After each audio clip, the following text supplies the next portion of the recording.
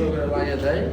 সঠিকভাবে লাগাইতে পারলে 100 কাজ করবেন, সবসময় সঠিক ছাড়া লাগাইলে পারবেন না। ওটা ওইরকম ভাবে আমি কখনো করি নাই বা প্রয়োজন পড়ে নাই।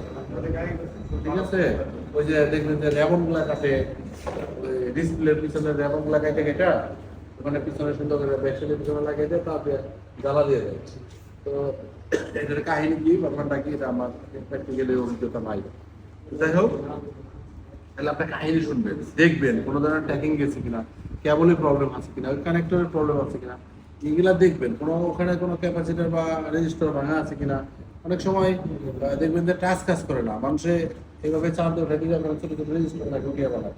যেমন রেডমি 7 এর ক্ষেত্রে আছে, রেডমি 7 এর একদম গোড়ায় একটা রেজিস্টার আছে, একদম গোড়ায় রেডমি 7 এই সেটটা। দেখবেন যে টাচ কাজ করে না, আপনি আগে দেখবেন ওই রেজিস্টারটা আছে কিনা। রেজিস্টার যদি না থাকে তাহলে টাচ কাজ করবে না। আমি দেখাচ্ছি রেডমি 7 এর